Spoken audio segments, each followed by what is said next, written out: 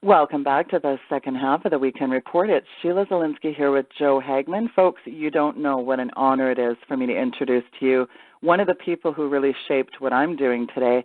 And if it wasn't for him, I doubt I would be doing what I'm doing. So this interview is very close to my heart. My guest is a legend. He's a highly acclaimed author, a documentary film producer with many successful titles to his credit. His book, The Creature from Jekyll Island, is honestly the best expose of the Fed that has ever been and ever will be. It's one of the best-selling books in its category of all time. Listed in the Who's Who in America, he is well known because of his absolute talent for researching difficult topics and presenting it in a clear way that everyone can understand. He has dealt with such diverse subjects as the Federal Reserve System, the international banking cabal, terrorism, internal subversion, the history of taxation, U.S. foreign policy, the science and politics of cancer therapy. That's really interesting. The Supreme Court, the United Nations. You've seen him in documentaries on Alex Jones, Coast to Coast. I could go on and on with his very impressive long bio. Mr. Griffin, it's such a pleasure. Welcome. Oh, well, thank you, Sheila. I appreciate that very kind introduction. I think it's stunning because when I step back, I think most of us find it hard to swallow that there exists a nefarious cabal who want to deceive us. You know, they can accept that maybe there's a few crooks lurking around, some hucksters and sociopaths at the outer edge, but a grand conspiracy. It's hard for people in general to swallow those that are in their dystopic trance. But the truth is there exists a very, not even so clandestine cabal of very evil people hell-bent on carrying out a secret agenda, an agenda which they believe is so important that deception is a reasonable price for its advancement, and that agenda is a New World Order. Now, our very robust audience is very awake, but for, say, a new listener that has heard the term but they don't quite fully understand it, in its simplest terms, Ed, what is the New World Order? Well, that's a profound question, really, because, you know, it depends on your mood, I suppose, and what you had for breakfast is how you approach the answer to that topic. But let's see what comes out today. As I think of the New World Order, I think it's a phrase, of course, that means different things to different people. And to the casual observer or listener, it sounds kind of good. It has an appeal to it. The New World Order, we know that the old world order is crummy because we're living in it. So anything that's new, that's a catchword, you know. So the new, that's an important thing. The new anything sounds positive. And world, that's very impressive. And order, well, now isn't order wonderful? But then when you start to think about it, well, maybe it's the old world order being reinvented in some important ways. And global is not necessarily good or bad. It depends on what is global. If we have global tyranny, then that's not so good. So now we get to this word order, and it reminds me of that famous line of George Bush when he addressed the United Nations, and I've forgotten the year, but he was president, and he spoke very fondly about the New World Order, and he said he's looking forward to the time the world will be governed by the rule of law. Yes. And everybody just thought, oh, isn't that nice, the rule of law? Well, when you think about it, that's what Adolf Hitler had in mind. The rule of law, well, it depends on what law and what the philosophy is behind the law. So that's a roundabout way of saying that the New World Order means different things to different people. As I see it, the New World Order is a sort of a code word used by the insiders who really understand this. It's a code word to describe world government with them in control, behind the scenes mostly, pulling the strings from behind the scenes, largely through financial maneuvering and control of money systems. But it's based on the model of collectivism, which means it's a form of tyranny in which the public is convinced that they are participating in their own political destiny. But it's really a democratic dictatorship. People get to vote, but they get to vote for candidates who are selected for them, and the major issues are never presented, and so the people get this impression that they are determining their political destiny, but in fact they're being manipulated and controlled through financial means and through propaganda means, through control of the media, through control of the education, and so forth. So backing over that, the New World Order is a code phrase for the creation of a world government based on the model of collectivism. Well, excellent. And the New World is really based upon this, as you said, model of collectivism. It's not a very entrenched word today, but people wrote a lot about it in days gone by. It's probably the opposite, I would say, of individualism. So would it be fair to say, Ed, that communism and fascism and socialism and even this progressivism are just variants of collectivism? Because at the root, it's the same ideology, the greater good. You know, the state should be all-powerful for the greater good of the greater number, and rights are granted by the state and not God-given. I mean, you're a history buff. Ruthless dictators throughout history have always fought for dominance, and the poor voter, we know, is tricked and trapped into thinking that there's a two-party political system. This left-right paradigm is really nothing more than a political ploy. Both parties are owned by the CFR, the puppet masters, and I love this phrase that you've said. It's just two sides, left and right wing, of an ugly bird called collectivism. So get into that for people.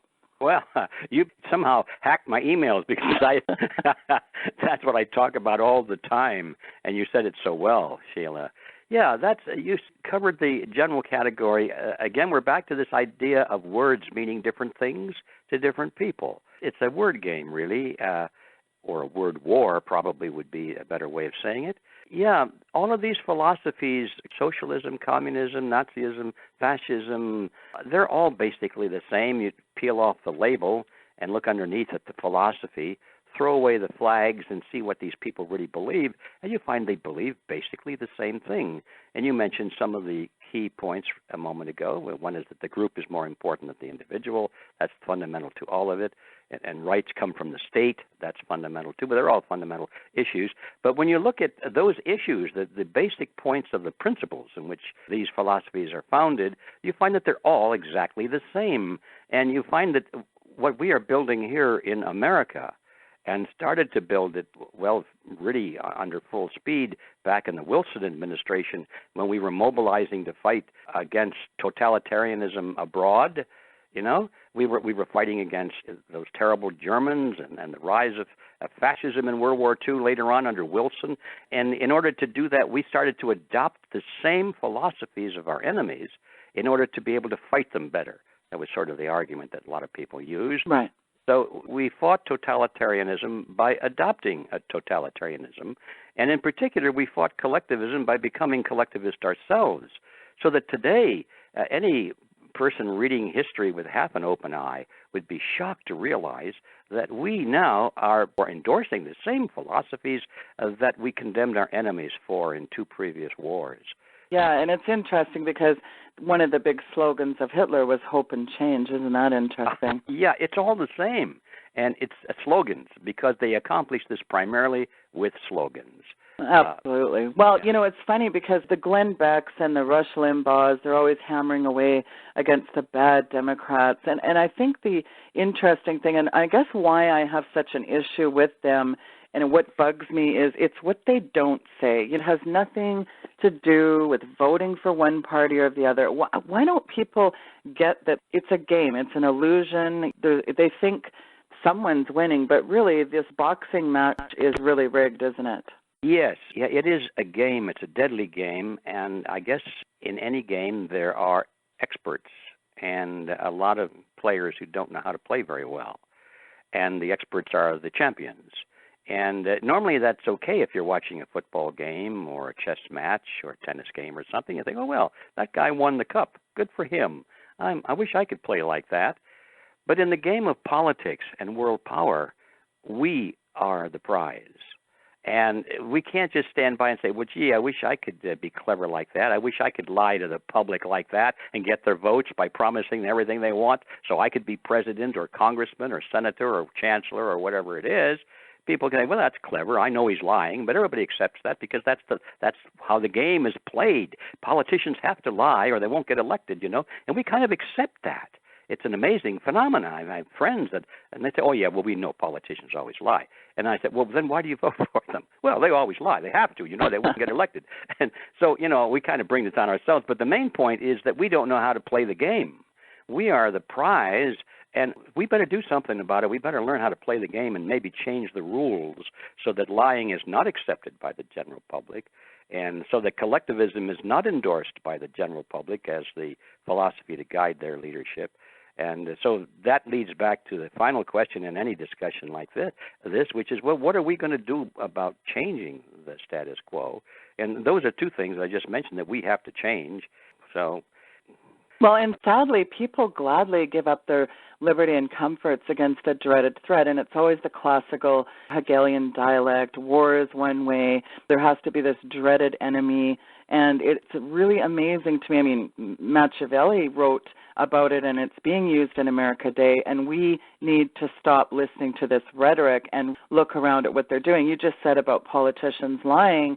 Lenin said words are one thing, actions are another. Tell them what they want to hear, pump them full of this endless stream of lies. And when you are in power, do what you want. I mean, his mantra was lie, lie, lie through your teeth. And when you step back and take a macro view of these hucksters and their actions, you really start to kind of see a game that's emerging. It's kind of a game that they're all playing, can't you? Yes, you can. And you said something I thought was very profound that you don't often hear in my introduction. And you mentioned the fact that these people do feel that lying and using deceit is justified for their end game. And I think that's a very important thing because if you put yourself, if you can, put yourself mentally into their heads, and say, what are they thinking? What motivates them? They know that these policies are resulting in the misery and death of millions of people around the earth and the destruction of property and chaos in society, breaking apart of the family, everything. How can they justify that and sleep at night? And of course, what you said is the answer, because they really believe, as Lenin said, you have to break an egg if you want to make an omelet. Yeah. And all of the collectivists have that philosophy. The socialists in England, everybody, the Democrats, the Republicans, doesn't make any difference. They think, well, the greater good is that we win and we get to change society for the betterment of mankind. And so we have to do things to bring that about. A general uses the same philosophy in battle. He said, well, golly, we've got to take that machine gun nest up there. And so we've got to send a platoon or two up there. We know they're going to get slaughtered, but we'll tell them there's only one machine gun up there because if we tell them there are 9, they're not going to want to go. So we lie to them, and we tell them there's only one up there, and go, boys, and serve your country and get the enemy. And so they lie to their troops knowing they're sending them to death because they want to win the war and save the nation. And it's all justified in your mind. And you can justify just about everything if you put yourself first in the mentality of war. The only immoral act in war is to lose. If you accept that, then you're halfway there, and the other, of course, is that the greater good is served by sacrificing individuals, if necessary, to help the greater good. So that is, what's in their minds, and they really believe that this new world order that we mentioned is the better good for society. Yeah, it's interesting because as you were talking, I thought about Carol Quigley addressed this in Tragedy and Hope, that the elite must direct people's destiny without the people knowing it. Again, I love what you said, the right and left are just two opposite wings of the same ugly bird called collectivism, because in his book, Quigley explained the value of allowing people to believe that by choosing between Democrat and Republican parties, they're participating in their own political destiny. What a crock. Yeah. Yeah, it's amazing, isn't it, that Quigley was so close to that and yet did not recoil from it. That's always been a mystery to me. He actually endorsed that philosophy. Yes. Yeah. Isn't that incredible? There's some obvious clues. When you look at the Quigley formula, I mean, no person can deny the fact that the CFR really is the granddaddy of controlling. I mean, they really greenlight everything, don't they? Oh, I think they do. There may be higher levels within the CFR. In fact, I'm sure there are. We're not quite sure what they are, but there are little groups within the CFR that control it. But that's the nexus, the main nexus that becomes visible of all of this underground control over the policies of the nation. It's right there in the CFR. So much for checks and balances. I mean, in 3 branches of government, you said a word earlier, I like democratic dictatorship. It's like now the president, unlike back in the day, has unlimited powers now like a king. And theoretically he's supposed to take orders from Congress, but now the El Capitan, the old imperialist dictator, he can just grab secret funds and at the stroke of a penny creates all kind of funds without even congressional approval, the power of the purse. The old methods of writing a letter to your congressman, gone are those days. That and the Supreme Court decisions, and then the bought and paid for media, the apathy and ignorance of the American people in their slumber. I think we've been steamrolling towards a monarchy really since World War I, haven't we? Well, we have. I would say it's an oligarchy, but it has the appearance of a monarchy. Call it what you will. It sure is a dictatorship of one form or another. And that's why I said that, the New World Order really is not the New World at all. It's the old world. It's gone backwards in this concept. So now we have the accepted formulas. Everybody seems to think it's okay that there is a ruling elite. They just accept it. They forgot that their forefathers gave their lives to break that pattern. One of the things I think they can all agree on, it seems no matter, if we're dealing with left and right, the one thing they all agree on is you should bail out the banks. And you really, again, you wrote just a stunning expose when you wrote that book. Was it back in 1994? Yes, it was. Wow, incredible. Well, for those of you who are familiar with the whole Federal Reserve System, when you wrote that book, that was 20 years ago. Did you ever get a lot of people that were saying, okay, whatever, it's not really applicable today? Are people starting to say, wow, look at this. This is incredible that he wrote about this very thing, because you wrote it at a time when there wasn't a lot of people that were even familiar with what's going on.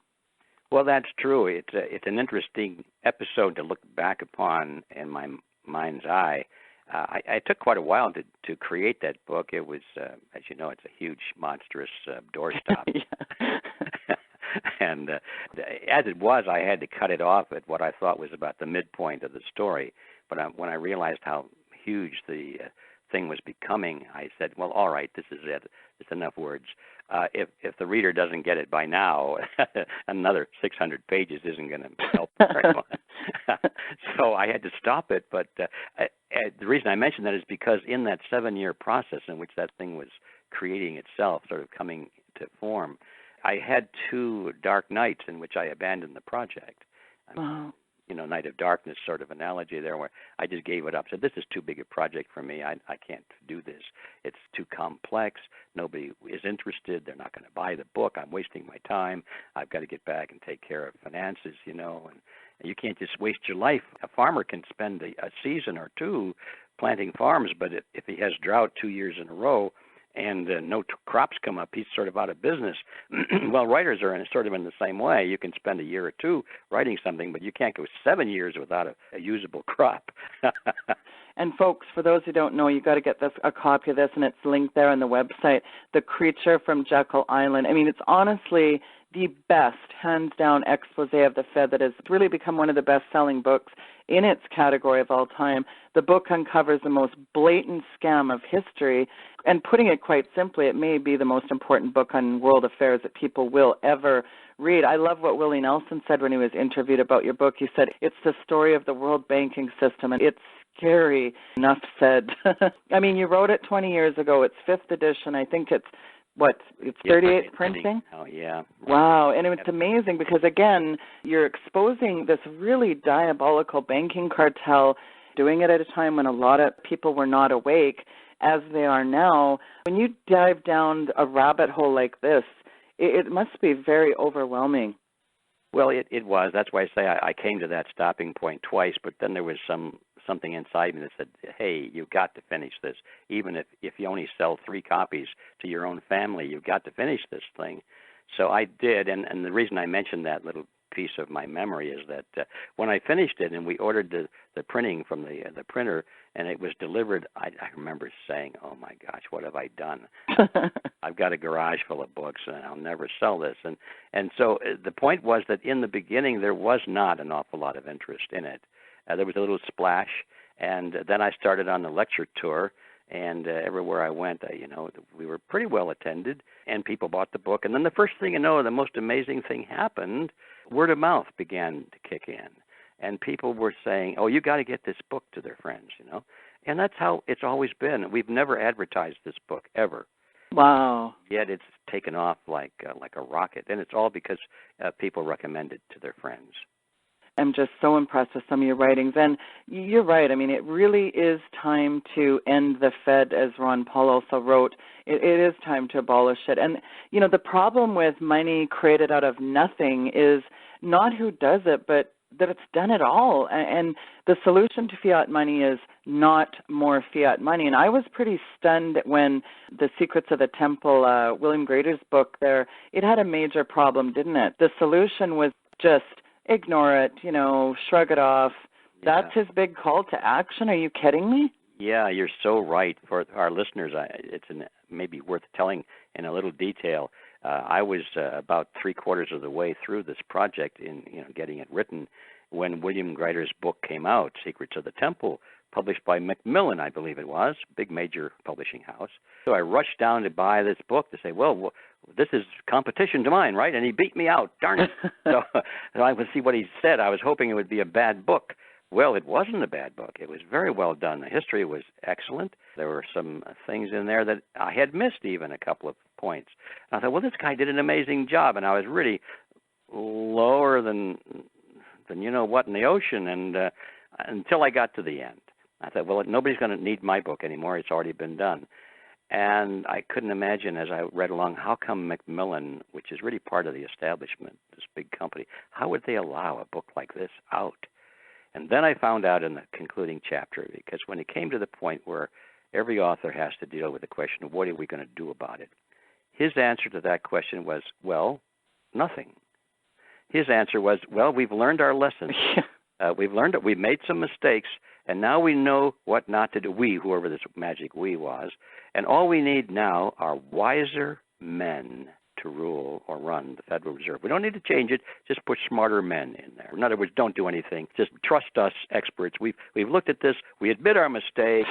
Yeah, we made some mistakes, but we're good guys, and we're on track of it now. So go back to sleep. That was basically it. Unbelievable. Well, and for those who are familiar with the creation of the Fed, the Federal Reserve Act was an outgrowth of the public outcry to break the grip of the money trust. The financiers who constituted the money trust did not wait for a genuine grassroots movement to take hold. Instead, they covertly led the crusade against themselves and drafted their own so-called reform legislation, and they created an institution that was offered to the public as a government agency to break the grip of the money trust, which actually consolidated their power and expanded it. But, you know, it's funny, Ed, I think back to 1861 when Lincoln financed the War of the Northern Aggression. He started printing unbacked paper money, an act that debased and, according to the Coinage Act of 1792, placed him under the penalty of death. And in 1907, good old J.P. Morgan, the old financial luminary that he was, he created such a spiral of turmoil when he crashed the New York Stock Exchange, implementing that central bank fiasco in the scourge that is the cartel of the 1913 Federal Reserve. I mean, we just celebrated 100 years of that just recently. In a nutshell, you create this unrestricted, unregulated 100-year-old Federal Reserve fox watching over the gold-filled hen house. And, you know, Bretton Woods had a major flaw in that there was really nothing stopping the Fed from printing and expanding this massive supply of notes, and no thanks to Nixon issuing a decree and then flooding the world with these paper dollars. This warmongering cabal of elite banksters have really pulled off the greatest heist in human history, really, haven't they? Oh, I think, yeah, there's no way to say it any stronger than that, but I sense it needs to be said even stronger than that. It's the greatest heist. It's the greatest crime. It's the greatest travesty to mankind. It's the greatest obstacle to freedom. I mean, how many ways can you say it and make it sound even worse than you know? It cannot be overstated as to the seriousness of that crime. Well, and it's a cartel in partnership with the federal government. We really have kind of a duopoly here. I mean, it works very well for them, doesn't it? Yes, it does. And you'll notice that there's kind of a revolving door there, that these people go into government and back into banking and then back into government again, like the Greithners, the Greithners of the world, and Goldman Sachs. Most of their top executives move in and out of government. It's how they became such a powerful bank in the first place, is by becoming very intertwined with government. Yeah, it's a formula that was designed by the monetary scientists some years ago. It's been perfected, and now it's impossible to tell the difference between the banks or the bankers and the politicians because they have two hats in their closet. Two hats indeed, don't they? The old ideas of American free enterprise and free markets, the rules have been changed, haven't they? Well, they've been slaughtered, really, the rules. Yeah, I guess your way of saying it is better. They have been changed, but in the process of changing them, the old rules have been abandoned or slaughtered. Yeah, well, there are definite rules for the free market, and one of the most basic rules is that the government stays out of it except to make sure that everybody plays honestly, but they don't become a player themselves. And the role of government in a free market is just to make sure that people uphold their contracts and don't cheat anybody and just do what they say they were going to do. And, that is the basis. Without that, the free market can't work. And when you say, well, let's have the government come in here and make sure that this free market works correctly, you've already thrown away the basic principle, because once you bring government into something to make it work correctly, you've just made sure that it's not going to work correctly. People want to know, well, how does this affect me and my retirement, my savings? What kind of world are my children going to live in? Yeah. I mean, it's incredible because it doesn't really take a rocket scientist to see what's coming down the line. When you see all these themes playing out here and the overarching idea that unless we make some major changes here in this unseen hand of evil orchestrating things, I mean, we're going to head in directly the same line of fire, aren't we? Yeah, we are. There's no escape of it, and it's hard to envision how that change is going to come without an enlightenment at the citizen level, because you look at these election campaigns, and of course we know that's being through the media. The debate is being formed for us. It's not that the debate issues come out of the public consciousness; they come out of the media boardrooms. But nevertheless, people go along with it, and it seems like the popular thing to do is to evaluate a politician on the basis of what he has done, or what he will do for jobs, or for the economy, as though it's the job of a politician to do anything to create jobs or employment or anything else in the economy, And as long as we think that the king is supposed to be the one that runs everything, well, then, what's going to happen? The king will run everything. The media is such a bought and paid for. They just churn out the lies. They spin doctor everything. And who was it that said the U.S. lives off their printing press? I mean, this morning they were throwing around that lovely term austerity, and Ms. Keynesianism herself there, Janet Yellen Bernanke 2.0 in a skirt, she was on there talking again about debt sustainability can be achieved through a mix of austerity, forbearance, and growth, and tolerance for higher inflation. I mean, the Fed just keeps churning out the dollars. Forget the inflation, stagflation, the deflation, the triple-headed beast, but when we're exporting our inflation, countries are suffering and paying terribly for that process, and it's coming to an end. More and more countries, they don't want to deal with the U.S. dollars because they see their values going down, down, down. We've got one foot in a banana peel, one foot in the grave, really, don't we? The Ponzi scheme, the jig is up, isn't it? Well, I think so, and the only reservation I have is on the issue of timing, because I have felt that way for quite a while. I just don't know how much longer the world, or the American people for that matter, can put up with this and accept it, and how long the bubble can continue to expand without bursting. I just don't know. I thought it would have burst a long, long time ago. But I've been wrong on timing, but I'm certain that it will burst, and it's going to be a big splat when it does. This whole politicized system, and I think that's what people have to understand. I mean, these people are wealthy not because they produce something of value, not because they're in manufacturing or they provide some great service. It's because they have these, and I formed a new word last week, hucksterism. They've got political connections, they've got lobbyists. We think we live in a free enterprise competitive system, pure propaganda, isn't it? Yeah, that's right. You're quite right. This is no longer a production-based economy. It's a political power-based economy. Yeah, you can succeed if you have a corporation. Your corporation can succeed today without being competitive, without producing a product that it's better than anybody else's product or at a lower price, simply if you can buy the politicians so that you put your competition out of business. And that's how it's done today. If it's not reversed, it's going to continue leading us into a direction that we're going to just reach the end of the line, and that's complete global totalitarianism, really. The free markets will be dead. We'll be living in I wonder if we'll be living in a third world country or some kind of Soviet model, Red China model. That's really where we're headed, aren't we? Yeah, I think it will be. And, of course, at that point, there will be no such thing as a third world. It'll all be that one world that they're talking about. It'll all be pretty much the same. And you can see that happening already. The holdouts, of course, are those major countries in the Western civilization. But they're not holding out too long. I'm talking about the United States, of course, and Great Britain and France and Germany. The strain is everywhere.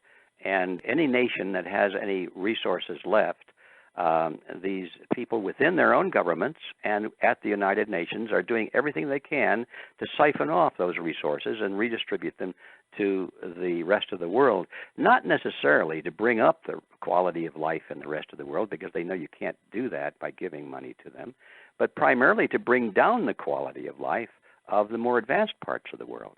Their goal is a ubiquitous level, so that nobody is stronger or different substantially than anybody else. Only then can they have this new world order that they dream about. The model of collectivism really, I think, can be traced to a think tank study released back in '66 called, you're familiar with it, the report from Iron Mountain. You know, there's a sobering quote from H.L. Mencken, and the quote goes, "The whole aim of practical politics is to keep the populace alarmed and hence clamorous to lead to be safety by an endless series of hobgoblins, most of them imaginary." I mean, if we really want to go back to the origins of this beast, one might be inclined to look at that Iron Mountain report, couldn't they? Oh, yeah, it's all there. And, of course, anybody that's familiar with this topic knows that there's a controversy about who actually wrote that. You know, if you take it at face value, which I tend to do, I'm not completely against that. The face value is that it was done by probably the Hudson Institute in New York, and it was financed by the federal government through the Department of Defense under McNamara, and it was a think tank study, and it came up with all these great ideas of how we can, well, the phrase they used was stabilize society in the future, in a world of peace. How can you have a stabilized society in a world of peace? Well, that sounded pretty good. Sounds like that's a good thing to spend your tax money on, and to stabilize society in a world of peace. Then we're back to words again. But that's not what it meant to the authors of this report. The word stabilize, we find out when we start reading this report, simply means how to keep the people from overthrowing their own governments, how to keep them from rebelling against tyrannical governments. If you rebel against your government, you don't have a stable society in their view. So the whole thing was, how do you keep people content under conditions in which their government is onerous to them? And that's what it was all about. And so with that in mind, they looked at all the ways to do that. How do you keep the people in line? And they looked at this option and that option, and they came up with the conclusion that the only reliable way ever proven in history is war. You've got to have people either actively at war or at the edge of war, at the threat of war, or something like that. And under those conditions, they will accept any insult to their freedoms or their privacy. They will accept any infringement on their economic wealth. They give away everything in order just to avoid being conquered by a dreaded enemy. Well, how can you argue with that? That is the story of history. That's what Machiavelli wrote about. He said, keep the people giddy about wars and rumors of wars, and they won't complain about what you're doing to them. And it's been that way ever since. And so that was the essence of the report from Iron Mountain. And in that process, they talked about other things as alternatives to war. And they raised the interesting question of what would happen if we finally have a one-world government in which there are no nations and there are no independent armies that could be marshaled into war. Now what? Oh, this is a problem. If you can't have war between nations, they said, then you really can't have war. And if you can't have war, the people will revolt against this new world order. So we got to do something about that. And they started to explore the options. And, of course, as you know, one of the most interesting options was to create the scare of an environmental catastrophe, that maybe people could be convinced that the planet was in danger from environmental collapse, and that we could have such things as pollution and global warming and all these climate change things happening, and the world is going to fall apart, and our great-great-grandchildren will not be born. They'll be living under conditions of dire poverty and so forth because of this environmental tragedy. Maybe, they said, if we hype that enough, we could still get the same complacency on the part of the public to follow their leaders in order to combat this new enemy, not an enemy with uniforms and guns and bayonets, but an enemy of environmental collapse. Wow. When I read that, I thought, whoever wrote this thing, whether it was the think tank study or whether it was the editor, Leonard Lewin, I think was his name, whether he wrote it as sort of a parody, I don't know. But whoever wrote it, they certainly had the thing all figured out. Well, and the first consideration in finding a suitable threat to serve as some global enemy, I mean, it doesn't even have to be real, just perceived. And, allegiance requires a cause. A cause requires an enemy. And the report is really emphatic on this idea that we have to convince the masses that something is real. And what better to hijack the very air we breathe, really? Yeah. Saying that CO2 is now a deadly pollutant and we should charge people essentially for breathing. I mean, what a preposterous idea that people actually bought into this whole environmental thing. And I mean, nothing boils my blood more than little children that, I see these little kids and they say, well, I should just not live because we're all just polluting Mother Gaia. Mother Earth needs to be worshipped over humans. It's just sickening, isn't it? Yeah, it is. Yeah, and you're so right. You mentioned an important factor that the threat doesn't have to be real. Now, it's better if it is real. And they said this in the report from Iron Mountain. They said we should look for real problems so that we don't have to invent everything. We can have some real problems, like pollution, for example. That's a real problem. But we start with the real problems, they say, and then now let's just use that as a springboard, and now let's create some more problems or exaggerate the extent of the real problems so that we can create this public hysteria. And then, using the exact phrase you used, they said, truth is not as important as perception. And, that's stating it pretty clearly. I kind of laughed because poverty was examined as a potential global enemy, but it wasn't fearful enough. We really got to get in there and come up with something, what if it was something we all had a vested interest in, and hence the environmental pollution model? It's just so insidious and nefarious because, the issue has never been the issue. It's not about the climate. For Al Gore and these, speaking of hot air, Al Gore and these hucksters, it's never been about the environment. I know there's some desperate university and college kids that would desperately like it to be about the environment, but it's not. The price we have to pay to save Mother Earth is giving up all our standard of living, our property. Agenda 21 is a sci-fi, and it's right out of the bowels of Karl Marx. Yeah, it certainly is. And, yeah, we all have to give up our standard of living and our prosperity and everything, except those of us who are running everything. We don't have to give that up. It's just... Yeah, we can travel around on jets and buy oceanfront properties, even when we tell everybody oceans are rising 20 feet by next Tuesday, right? Yeah, right you are. Where do you think we are in terms of this North American Union and where we're at in the whole playing out of that? Well, I don't know where we are at, as you say. I know it's an extremely serious issue. I know that this part of the master plan, is part of the New World Order plan, to integrate the United States into the New World Order in steps, which means first it'll be a regional amalgamation. As it has been in Europe, we have the European Union, It's the same process going on in all the major regions of the earth, including North America. So we have the North American Union, which has been on the drawing boards for quite a while now, which is an amalgamation of the United States, Mexico, and Canada. And a lot of people say, I don't believe that, because they don't read about it in the news.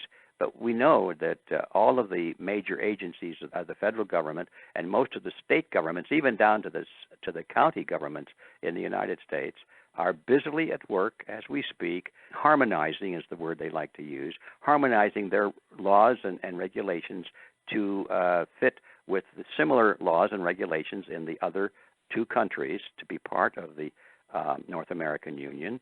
We know that there's been a great deal of talk at the financial conferences about a North American currency.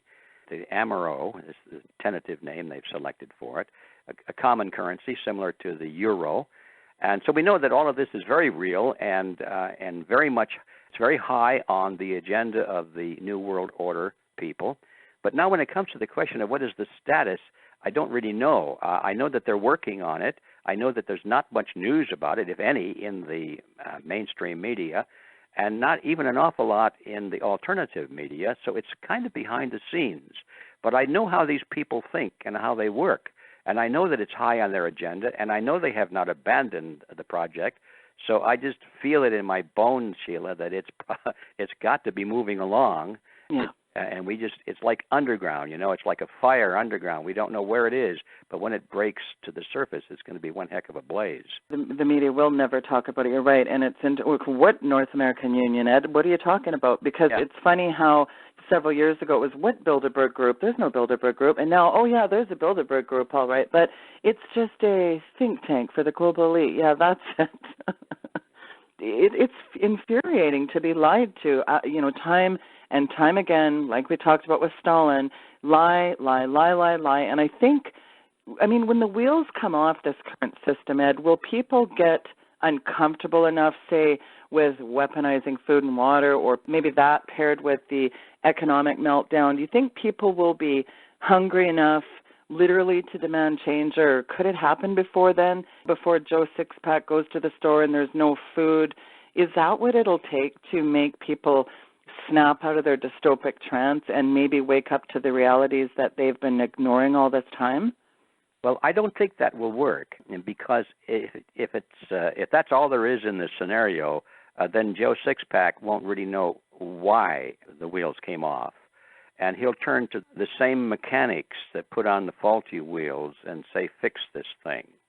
In other words, the same politicians will step forward and say, well, now we've got to fix this problem really big time. Now we really need the New World Order. Now we need martial law. Now we need all of these things. And Joe Sixpack will say, oh, okay, all right, yeah, So I think the worse it gets, and if that's all there is in the scenario, that the more unlikely it is that we will have change. It'll just be more likely that it'll go all the way to the end game. What I do think will cause Joe Sixpack to change is what we are doing here right now, getting the word out, asking people to think about some of these things, giving them the information and the documentation that they need to prove that what we're saying is not just a bunch of conspiracy theory, as they like to call it, but this is real history, this is current history, this is it. And now I don't think that necessarily Joe Sixpack will be the one that will step forward and make the change, but I think those at a little higher level echelon in society, that 1% to 3% of society that always make the difference, those are the ones we're trying to reach. And they're the leaders in any society. Joe will follow his leaders no matter which way they go. We really need to reach out and communicate with the leaders, that 1% to 3%. And, of course, that's what I've been trying to do with my work for the last 10 years or so. And I really think it's not only it's possible, but I think it's going to happen. Well, how realistic is the idea of any serious change? How can any politician get elected promising the painful medicine that you and I both know needs to happen?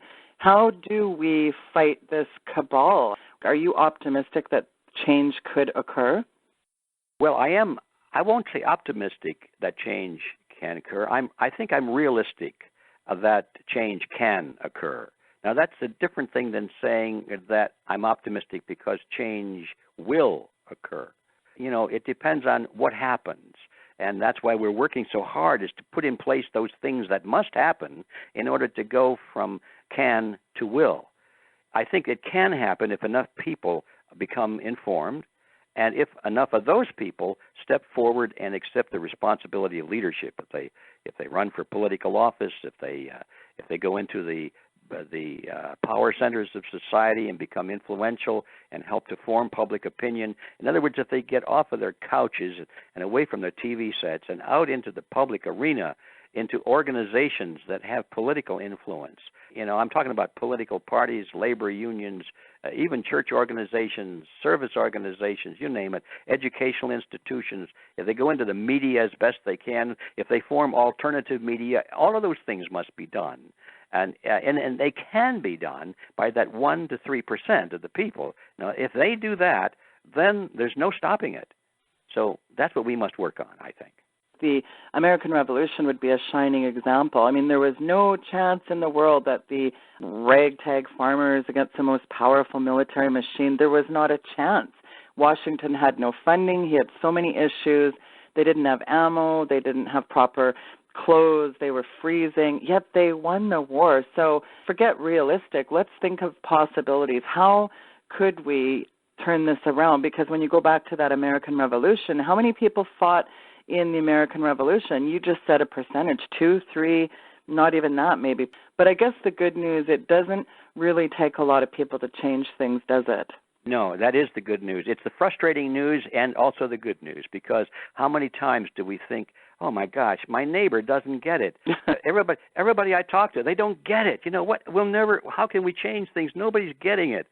That's the bad news. Now we think, well, no, they never will get it, most of these people. What we want are that 1 to 3% who do get it, and then who do get up off of their couches and do something about it. Now, that's all it takes. And so now that's a very encouraging strategy. We realize, well, that's how it's always been done. That's all we have to do is just to follow this model of success and do it ourselves. Simple, well, right? You're right. Simple, right? Well, history has always been directly, affected by 1% or less. I mean, the dedicated few that knew what they were doing and willing to make those serious sacrifices. And speaking of serious sacrifices, I really want to commend you for all the work you've done on cancer therapy, by the way. Oh, well, thank you. It's one of my dear topics. I don't get to talk about it very much anymore, but yeah, very important. Well, one of the things that I found very fascinating, and I have been a long-term proponent of natural remedies, and actually one of our show sponsors is very into natural remedies, and they got a letter. They actually have a lot of essential oils and different things. The CDC, in conjunction with the AMA, they came out and issued a stern warning to every single company right now saying, you better not say natural solution, you better not say cure. And what's interesting is that now they've issued these stern warnings that you can be charged if you even say the word. We have a possible solution for all these ubiquitous plethora of illnesses and deadly things, but it's okay to give them a deadly vaccination, Ed. So where I'm going with that is you have done some fascinating research on B17, and I'd really like you to get into that and talk about that, if you will.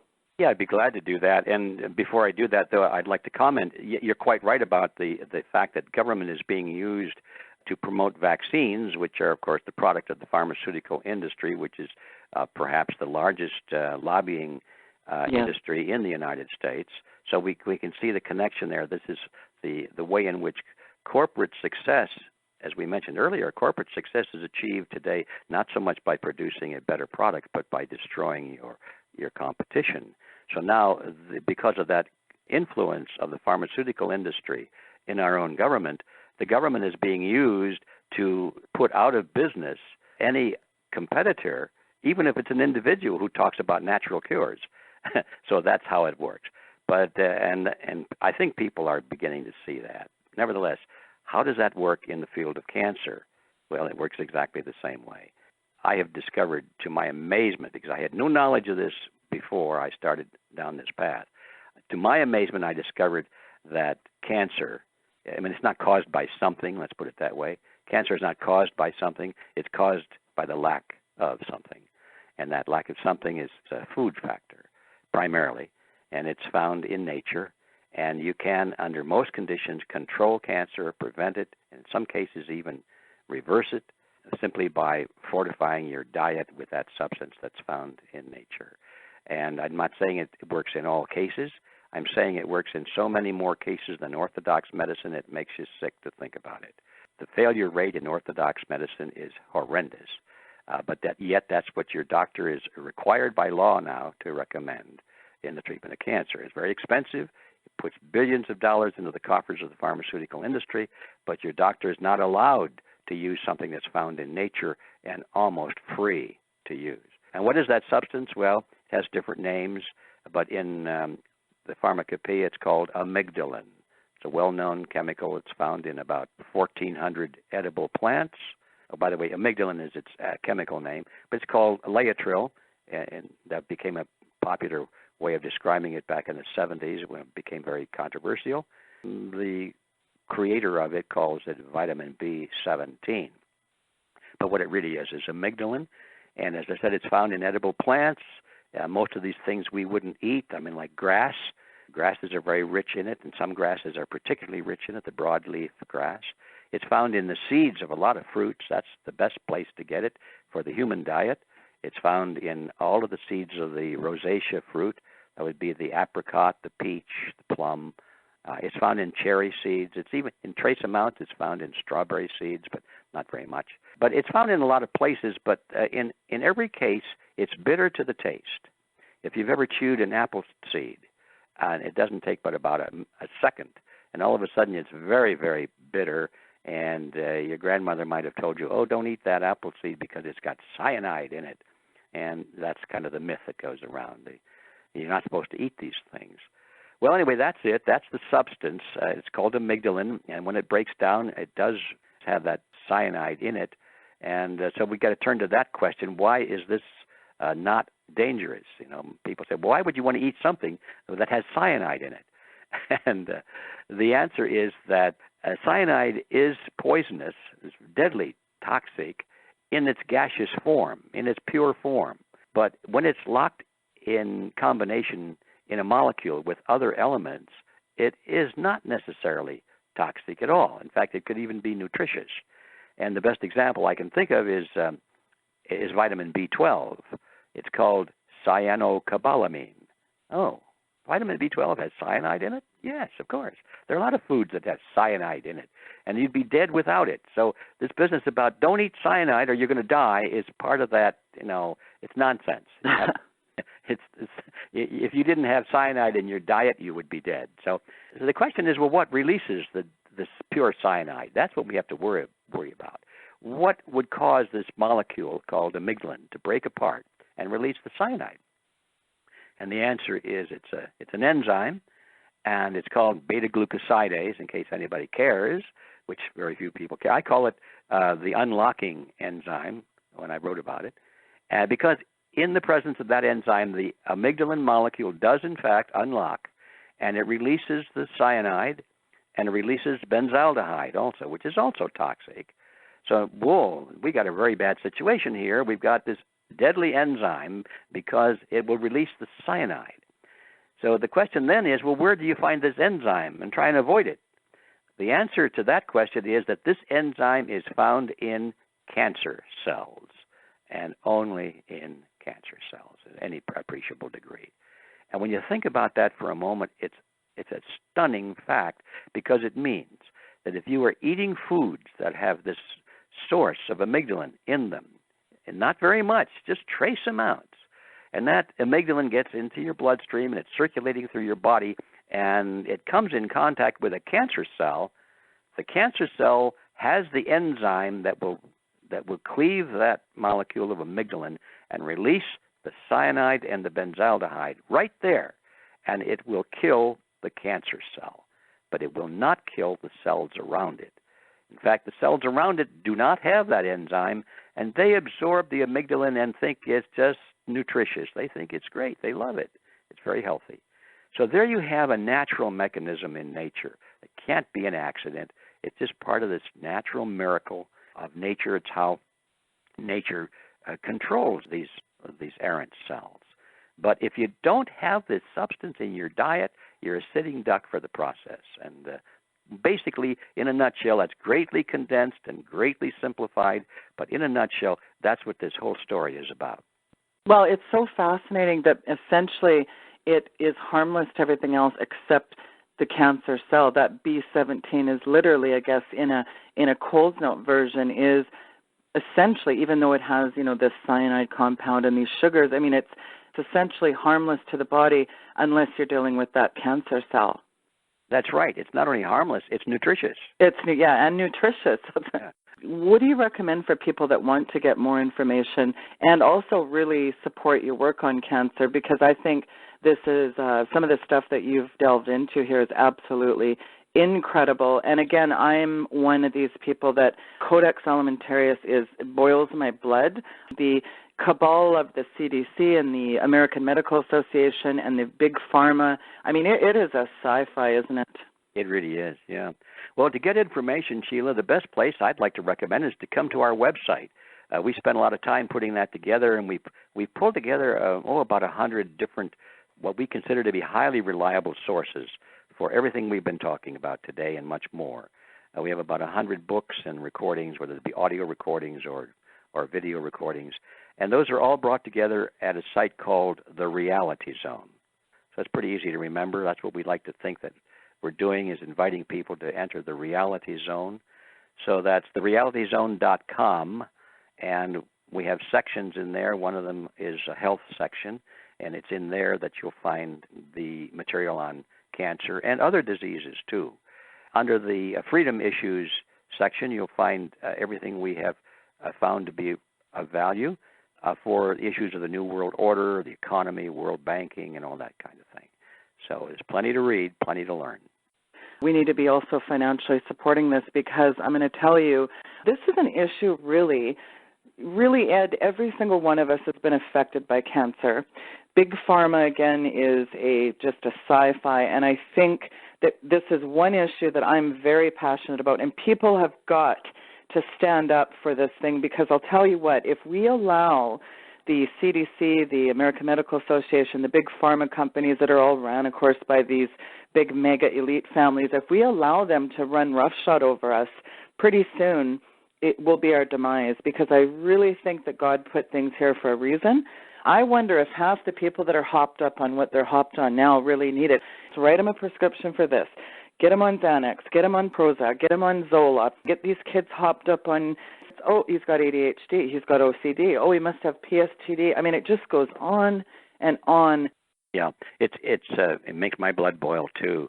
And by the way, we have quite a few documentaries on that topic on our website. So if anybody wants to get up to speed on the degree to which most of these mental diagnoses have been totally manufactured, yes, in order to get people hooked on drugs and to provide a cash flow, a lifetime cash flow to the pharmaceutical industry. I'm so adamant on this, Ed, because people absolutely have to realize what's happening here. I mean, we're being dumbed down, numbed down, and we're in a toxic trance. And I think the biggest weapon of mass destruction is poor nutrition. Well, yes. Without nutrition, you can't think clearly, and you put the inability to think clearly hand in hand with the inability to get accurate information, and you've got a pretty sad situation. I think that's the disease that many Americans are suffering from right now, is a combination disease of not being able to think clearly and not having information. Well, and then in addition to these GMO frankenfoods, we're being pummeled 6 ways to Sunday with EMF waves and cell towers, this ubiquitous plethora of toxicity. I mean, we're being bathed in this stuff all the time, from our cell phones to the cell towers to the Wi-Fi in our home, and then you've got the mix of the frankenfoods and then the chemtrails and the depleted soils. We're kind of in a heap of trouble, aren't we? Yeah, big heap. I guess the final conclusion, though, is what do we do about it? And all of these problems, or let's say most of them, stem back to the fact that there's just too much power, governmental power, in the hands of a few people, so that those wealthy individuals can actually grasp control of the levers of power in government. And once they do that, since we've allowed government to become powerful and dictate our lives in every area that you can imagine under the guise of protecting us, since we've allowed that to happen, then all that's necessary is for these elitists is to capture the levers of power, and they control us through the instrument that we allowed them to create. So what do we do about that? Well, We mentioned before, first of all, people have to understand the issue, so information is essential. But with information alone is not enough. We have to dismantle those levers of power. We've got to change the structure so that government isn't in a position where it serves as a magnet to all of the criminals of the world. Right. Because with all that power in one place, every criminal that looks at it says, aha, there's an opportunity that if I ever saw one. And that's why we have so many criminals in government. It's a magnet.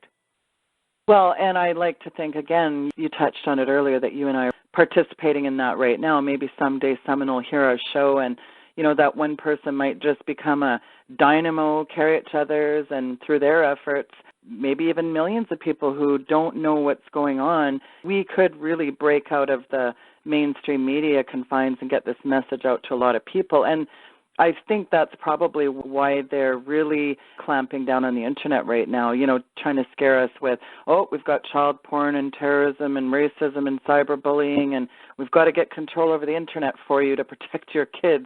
Because It's always a very malevolent agenda masqueraded as a benevolent one, isn't it? It always is that way. And so we're back to where we started this whole thing today, which is this is really a war of words. Yes, yes. Well, we've really come full circle in this interview. Yeah, we sure did. I really want to thank you for coming on. You've just absolutely been such a huge progenitor of why I'm doing the things I'm doing. So I want to thank you again for coming on today. Well, it's my pleasure, Sheila, and I just hope that your audience is as sharp as you are on these issues. If we just had a few more like you and your listeners, why, we'd have this war won by tomorrow morning. I just absolutely urge people to get involved in a way that it makes a difference. And I strongly urge people to go to that website. And it's all linked. Folks, if you go to weekendvigilante.com, all these websites are linked there. And I urge you, I implore you, in fact, I beg you folks, as a favor to me, get involved. I really believe in this. And again, I want to thank you so much for coming on. You really are the granddaddy of this movement. You really are the progenitor of truth, and I just want to thank you. You've certainly been a very instrumental person in my life, and I just thank you so much for really being a mentor to a lot of us. Oh, well, thank you, Sheila. You've made my day. I'd like to also say that anybody that wants to get tuned into our activities on a daily basis, we produce a weekly newsletter that's updated not every day, but almost every day, and it's free. And if you want to see what kind of our opinions are about what's going on in the world, and all of that sort of thing, please come in and get a free subscription. It's called Unfiltered News. Unfilterednews.com will get you there. Also, if you come to our Reality Zone site, you'll see plenty of places there to sign up for it. So I think you really enjoy it, unfilterednews.com. And finally, if you want to become part of the solution, we have our own think tank program. We call it Freedom Force.